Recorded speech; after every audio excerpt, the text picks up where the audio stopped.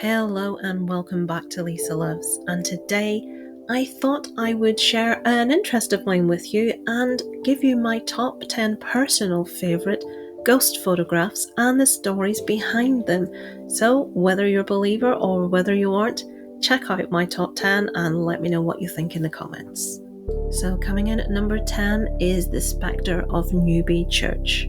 This image is more popularly known as the Newbie monk. It was taken in 1963 by Reverend Kenneth F. Lord. This was taken in the Church of Christ the Consoler on the grounds of Newbie Hall in North Yorkshire in the UK.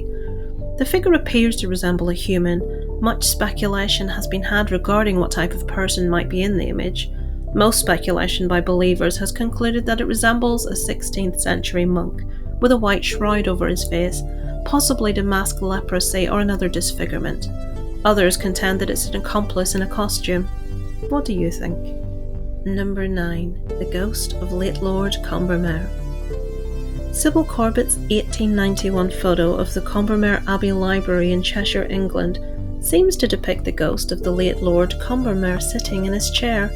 The amateur photographer allegedly set up his camera and took this hour-long exposure while the funeral of her brother-in-law, Lord Combermere, was taking place 4 miles from the home.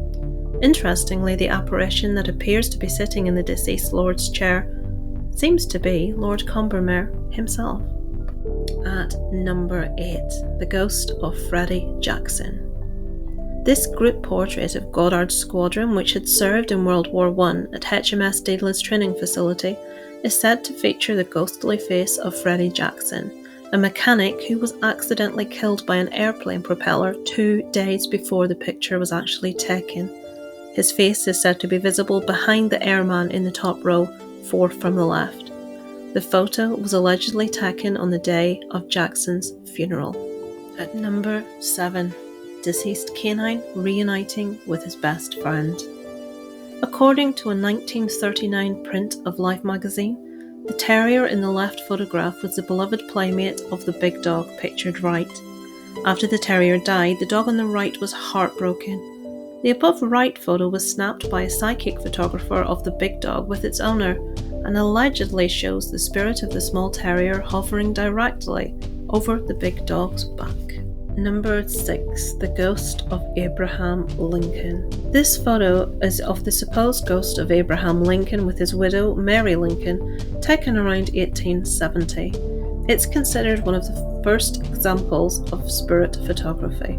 William Mumler was originally an engraver in Boston who treated photography as a side hobby. After developing a self-portrait and discovering a surprise girl made of light in the final print, he became one of the first spirit photographers, someone whose principal goal is to capture ghosts and spirits in photographs. The title earned him both acclaim and scorn from the spiritualist community. Though many accused him of fraud, no one was able to debunk his method.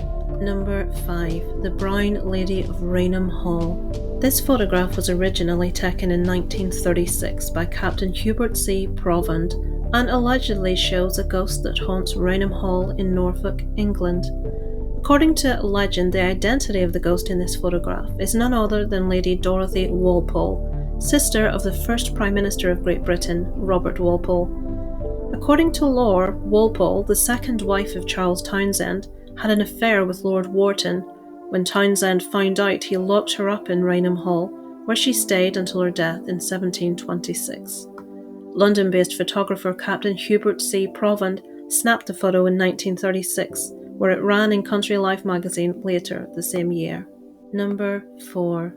Child Ghost Selfie. This is one of the few modern entries on the list.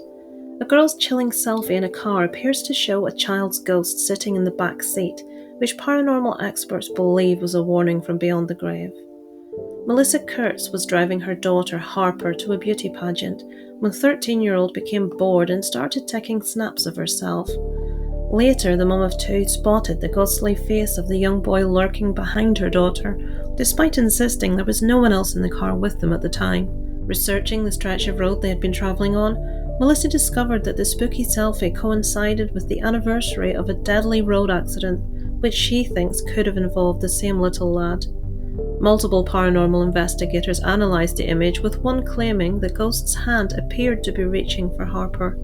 Harper's mother said Harper didn't have her seatbelt on, and one of the investigators who analysed the photo, called Greg Potcha, thought the ghost could be trying to warn her. Her seatbelt's something I yell about her at all the time. I've had 13 traffic tickets in 2 years due to her not wearing one. She is very stubborn, though I'm always trying to catch her when she hasn't got it on. Could this little boy be trying to warn Harper of the dangers of travelling with no seatbelt? Number 3. Mrs. Ellen Hamills' Ghost. On March 22, 1959, in the town of Ipswich, Suffolk, England, Mrs. Mabel Chinnery and her husband drove to the graveyard in which her mother had been buried. Mrs. Ellen Hamill had died a week previously. They went to take pictures of Mrs. Hamill's grave. As Mrs. Chinnery returned to the car, she decided to use her last remaining shot to take a photo of her husband waiting in the vehicle. When the pictures were developed, one of Mrs. Chinnery's friends pointed out that Mrs. Hamill appeared to be in the back seat of the car behind Mrs. Chinnery's husband. Number 2. The White Lady of Worstead. In 1975, a couple were visiting this church and took a moment to stop and pray. Peter Berthelot took this photo of his wife Diane in meditation. Later, when looking at the prints, they were surprised to see the figure behind Diane. There had been no one else in the church whilst they were there. Some think this is the apparition of a woman wearing an old-fashioned clothes and a bonnet.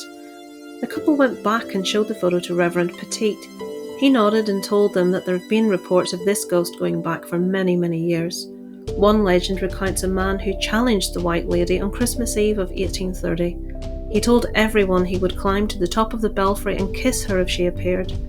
He was gone for quite a while and his friends became worried. They climbed the belfry and found him cowering in terror. "I've seen her," he cried, and then he slumped over. He was dead. Number 1. Dear David. This is the story of a young boy that reportedly haunts a gentleman called Adam Ellis, who reported his findings and several photographs on Twitter. Ellis began the story in August 2017, tweeting, "So, my apartment is currently being haunted by the ghost of a dead child and he's trying to kill me." Ellis's tweets document each weird phone call, each time his cats panicked over an invisible stressor, each time a green chair in his living room inexplicably rocked. The saga was, to say the least, totally fascinating and absolutely terrifying. Ellis posted photos of dark corners that appeared to have the face of a child with a dented head floating in them. His electricity would waver, his television would turn on and off. He'd hear scratching and spot floating ears and eyes through his door peephole. David would visit him in his dreams, and one horrifying night after Ellis dreamed of David, he woke to find pitch-black photos on his camera roll that he did not recall taking. Here is what he saw. The entire Dear David saga is very interesting and can be found online or on Twitter. Ellis did try to stave off David's spirit with salt and other ghost fighting techniques, but no matter how hard he tried to rid his home of whatever haunted it, David hung around. David's pariah stuck through August, September, October and November, and winded its way into the beginning of 2018. In January, Dear David started appearing in Ellis's Instagram stories, prompting fans to worry that David was possessing him. One night in January, Ellis even dreamed that David crashed down on him from the ceiling, and he woke up feeling out of breath. Ellis eventually went on to quit his job, but by February the Dear David stories started to drop off. Ellis gave us an update in February, noting that things had quietened down quite a bit. Obviously, Ellis's fans were clamouring for more Dear David content, but Ellis claimed that he had no new information to share. So that wraps up my 10 favourite ghost photographs. Thank you so much for watching, folks. If there are any photographs you think I should check out, be sure to let me know in the comments. Until next time, over and out from Lisa Lives.